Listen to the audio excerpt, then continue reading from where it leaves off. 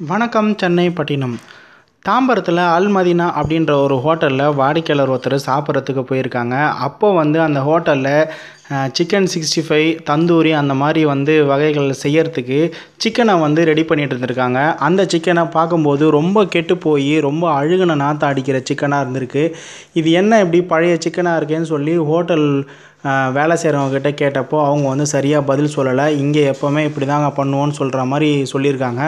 So அந்த வாடிக்கையாளர் என்ன பண்ணியிருக்காங்க அப்படின்னா, அதை வீடியோ எடுத்து வாட்ஸ்அப்பில் அனுப்பிச்சிருக்காங்க. அந்த வீடியோ வைரல் ஆனதுக்கப்புறம் உணவு பாதுகாப்பு துறைக்கு அந்த வீடியோ கவனத்துக்கு போயிருக்கு. அதை ஆதாரமாக வச்சு உணவு பாதுகாப்பு துறை நடவடிக்கை மேற்கொண்டிருக்காங்க. அந்த ஹோட்டலில் விசாரிக்கும்போது இந்த வகை சிக்கன் ரொம்ப விலை குறைந்து கிடைக்கிறதாகவும், ஊபர் எட்ஸு, ஸ்விக்கி அந்த மாதிரி இதுலலாம் ஆன்லைன் இதெல்லாம் ரொம்ப கம்மியாக ரேட்டுக்கு கேட்குறதாகவும், அதனால் நாங்கள் எங்களுக்கு வேறு வழி இல்லாமல் நாங்கள் கம்மியான ரேட்டில் சிக்கனை எடுத்து அதை நாங்கள் சேல்ஸ் பண்ணுறோம்.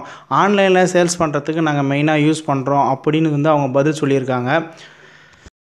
இந்த மாதிரி சிக்கனை நாம் சாப்பிட்டோன்னா நம்மளோட உடம்புக்கு ஏகப்பட்ட நோய்களை கொண்டு வரும் அப்படின்னு சொல்லிட்டு மருத்துவர்கள் சொல்லியிருக்காங்க.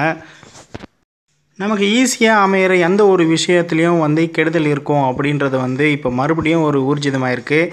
நாம் நம்மளோட வசதிக்காக நம்ம இருந்த இடத்துலையே உணவுகளை ஆர்டர் பண்ணி நம்ம விரும்பி சாப்பிட்றோம். ஸோ அது என்ன மாதிரி தயாரிக்கிறாங்க அப்படின்றது நமக்கு தெரியாமையே போயிடுது. ஸோ இதெல்லாம் கொஞ்சம் கவனத்தில் இருங்க. இப்போது இந்த ஹோட்டலுக்கு உணவு பாதுகாப்புத்துறை நடவடிக்கை எடுத்திருக்காங்க. என்ன பண்ணியிருக்காங்க அப்படின்னா, அந்த ஹோட்டலை இழுத்து க்ளோஸ் பண்ணி அதை மூடி சீல் வச்சுருக்காங்க. இந்த நடவடிக்கை ரொம்ப வரவேற்கத்தக்கது. இதை தைரியமாக வீடியோ எடுத்து இதை வாட்ஸ்அப்பில் பரவுன அந்த வாடிக்கையாளரை நம்ம கண்டிப்பாக பாராட்டி ஆகணும். இந்த வீடியோ உங்களுக்கு பிடிச்சிருந்தா எல்லாருக்கும் ஷேர் பண்ணுங்கள், லைக் பண்ணுங்கள், கமெண்ட் பண்ணுங்கள். மீண்டும் சந்திக்கும் வரை நான் உங்கள் ராசுமணி.